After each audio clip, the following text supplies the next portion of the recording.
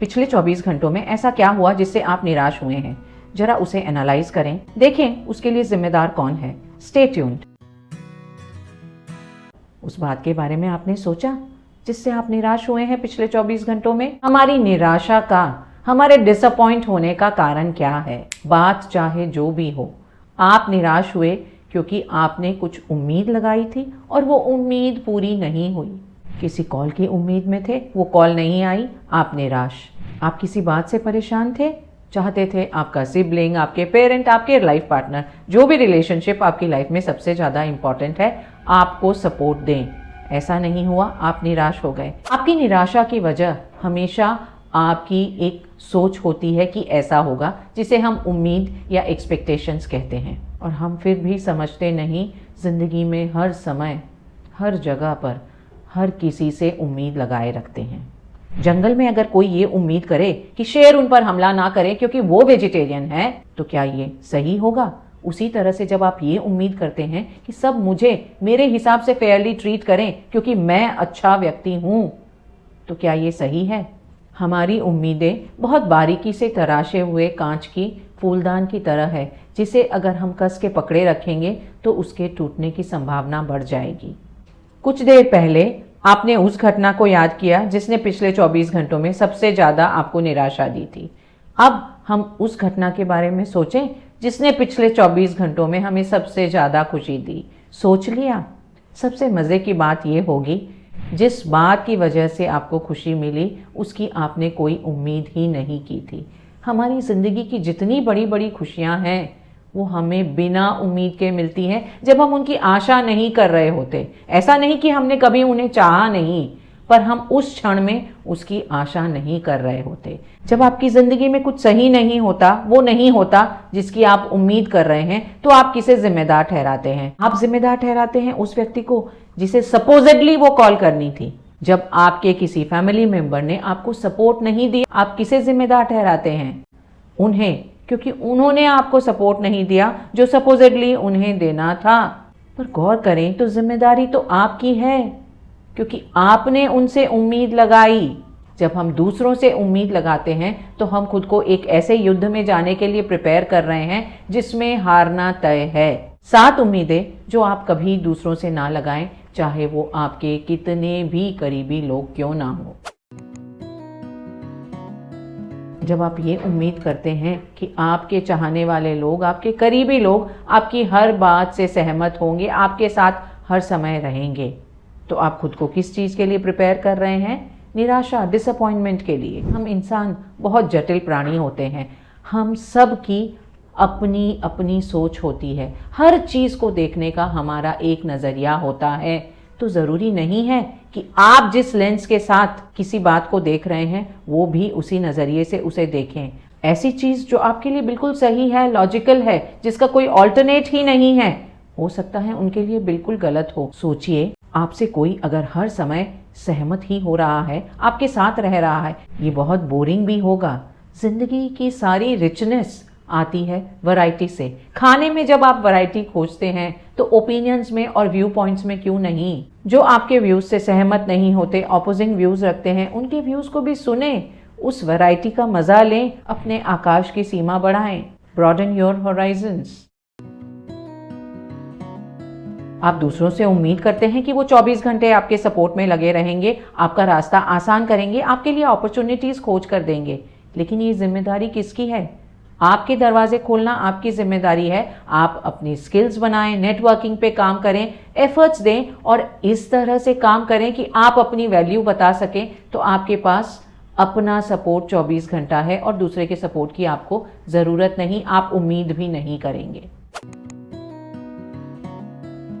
लोग आपकी समस्याओं का भी उतना ही ध्यान रखेंगे जितना वो अपनी समस्याओं का ध्यान रखते हैं। हर शख्स अपनी समस्याओं में उलझा रहता है। ज़रूरी नहीं है कि उन्हें आपकी समस्या नज़र आए। एक सर्टेन पॉइंट के बाद आपकी समस्याएं आपकी ही समस्याएं हैं, उन्हें सुलझाना भी आप ही की जिम्मेदारी है, चाहे सामने वाला आपको कितना भी इम्पोर्टेंट मानता हो, वो उनके लिए जिम्मेदार नहीं। जो लोग आपकी ज़िंदगी में इम्पॉर्टेंट है वो आपका माइंड भी रीड कर लेंगे। वो समझेंगे कि हमारे दिमाग में क्या चल रहा है और उसी हिसाब से वो बिहेव करेंगे। लेकिन ऐसा होता नहीं। माइंड रीडिंग एक ऐसा जादू है जो 99.99% को 99.99 टाइम्स पे नहीं आता।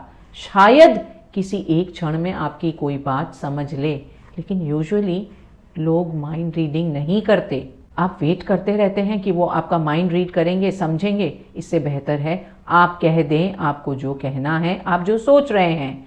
इससे आप खुद का उनका समय बचाएंगे, अपनी निराशा बचाएंगे और उनका एफर्ट कम कर देंगे। आप दूसरों से उम्मीद रखते हैं कि वो उसी तरह से बिहेव करेंगे जैसा आप चाहते हैं, और नहीं तो आपके लिए चेंज हो जाएंगे। ऐसा संभव नहीं है। जब आप लोगों को कैटेगराइज करते हैं, उन्हें एक तरह के बॉक्स में डाल देते हैं, उस समय आप एक बहुत बड़ी मुश्किल खुद के लिए क्रिएट कर रहे होते हैं। ये ज़्यादातर काम नहीं करता। कई बार ऐसा होता है कि आपके अनुसार कोई बिहेव करता है, लेकिन ये भी एक रिजेंटमेंट का कारण बन जाता है और आपके रिलेशन खराब ही होते हैं। दूसरों को हम चेंज नहीं कर सकते क्योंकि उन पर हमारा कंट्रोल नहीं है। कंट्रोल करने जाएंगे तो हमें ही मुंह की खानी पड़ेगी।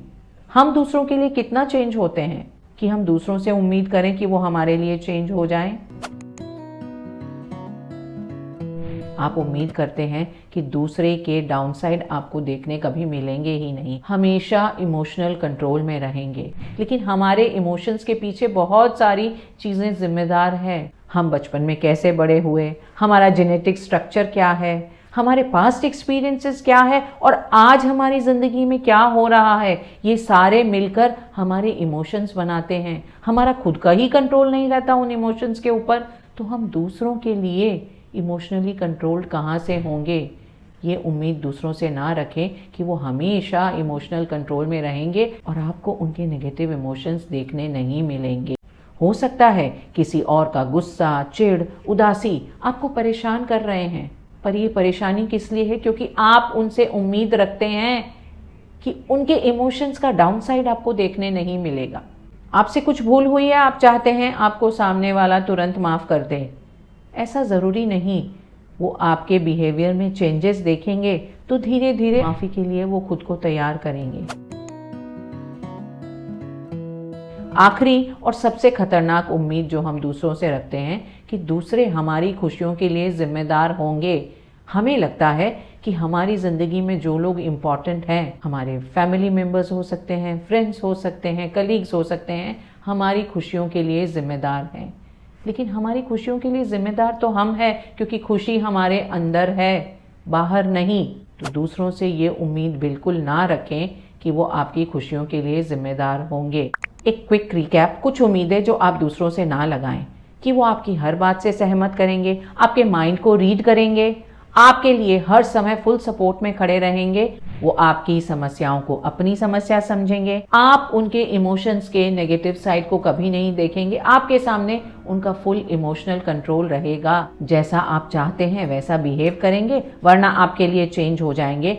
और सबसे ज़्यादा निराशा का कारण बनने वाली उम्मीद है कि दूसरे आपकी खुशियों के लिए जिम्मेदार होंगे। उम्मीदें जो हम दूसरों से रखते हैं पूरी नहीं होती तो हमारे लिए निराशा का कारण बनती है। सिर्फ कह देने से क्या ऐसा लगता है कि हम दूसरों से उम्मीद रखना बंद कर देंगे? हम हैं, हमारी उम्मीदें हैं, और जब तक हमारी उम्मीदें हैं दूसरे भी उनमें शामिल होते रहेंगे। दूसरों से उम्मीदों को हम कम कैसे कर सकते हैं?